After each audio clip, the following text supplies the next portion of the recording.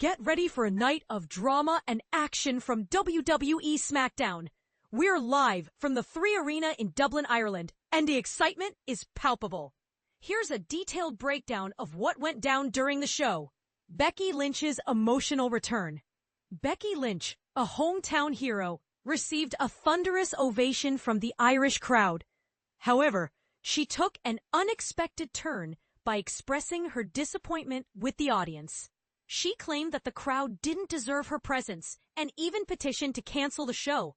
The crowd, undeterred, started chanting for Lyra Valkyria, another local favorite. The tension escalated when Tiffany Stratton interrupted Lynch, declaring that it was her time to shine in Dublin. She warned Lynch to leave or face the consequences.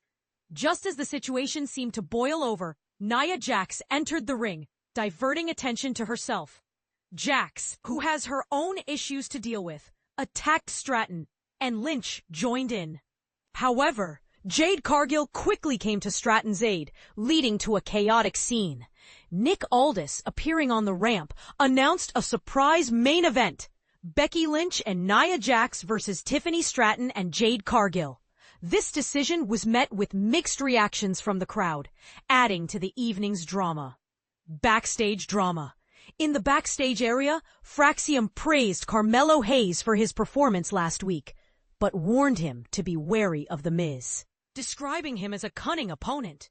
The Miz, overhearing the conversation, defended himself, leading to a tense moment between the two. Mello Don't Miz versus Motor City Machine Guns. The match between Mello Don't Miz, Carmelo Hayes The Miz, and the Motor City Machine Guns, Chris Sabin, Alex Shelley, was a fast-paced affair. The Miz attempted his signature move, the skull-crushing finale, but Sabin blocked it. Hayes then tagged in and set up his nothing-but-net move. However, Miz re-entered the match and managed to pin Sabin, securing the win for his team. Jimmy Uso and the baby announcement. Jimmy Uso was interviewed about Naomi's pregnancy announcement. Sami Zayn, showing a rare moment of support, hugged Jimmy. Solo Sikoa and the MFTs soon joined the conversation, with Solo playfully suggesting that the baby be named after him. Jimmy, maintaining his humor, declined. Zayn, however, took the opportunity to remind Solo that he's not the same underdog he once was, hinting at a potential confrontation later in the show.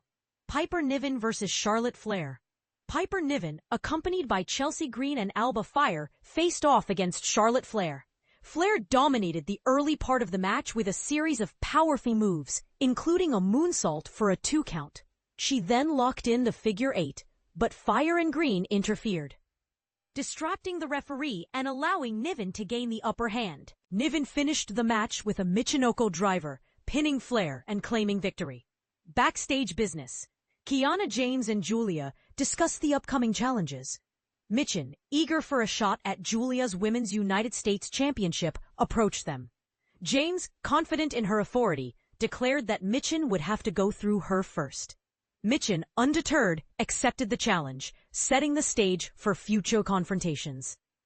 John Cena and Logan Paul face off. John Cena's interview was interrupted by Logan Paul, who confidently stated that he's here to stay and is not an outsider. Cena, while acknowledging Paul's athletic abilities, criticized him for using WWE as a platform for personal branding. Cena accused Paul of being a parasite, taking more from the business than he gives. Despite his reservations, Cena honored his word and agreed to face Paul, leading to a physical altercation that ended with Cena performing an attitude adjustment on Paul. Drew McIntyre's provocative statement. Drew McIntyre appeared and made a shocking statement about Cody Rhodes, calling him a little bitch, and claiming that he did Rhodes a favor by giving him ample time with the undisputed WWE Championship. McIntyre's comments were met with gasps from the crowd, and just as he continued, Randy Orton sneaked up behind him and executed an RKO, leaving McIntyre stunned. The Street Profits versus MFT. The Street Profits, Montez Ford, Angela Dawkins, faced MFT, Tongaloa, JC Mateo in a high-energy match.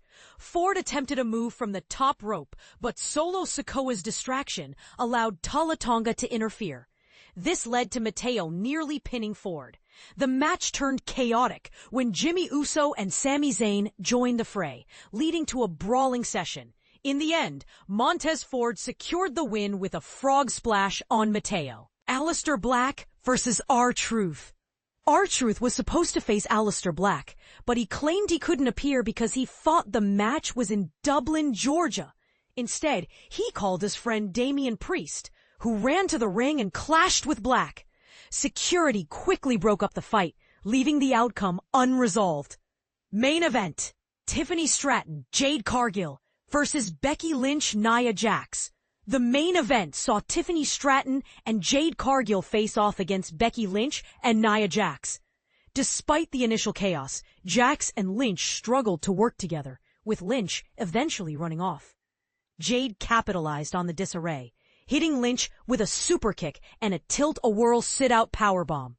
After a series of moves, Jade pinned Nia, securing the victory for her team. Final backstage confrontation. In the final moments of the show, Nick Aldis revealed that he had just heard from Brock Lesnar. Before he could share the news, Logan Paul struck John Cena with a punch and fled the scene, leaving Cena on the ground and the audience in shock. And this is the part most people miss. WWE is not just about the matches. It's about the stories and the characters. Each moment, whether in the ring or backstage, adds layers to the narratives that keep fans coming back for more. What do you think of the events of tonight's SmackDown? Let us know in the comments.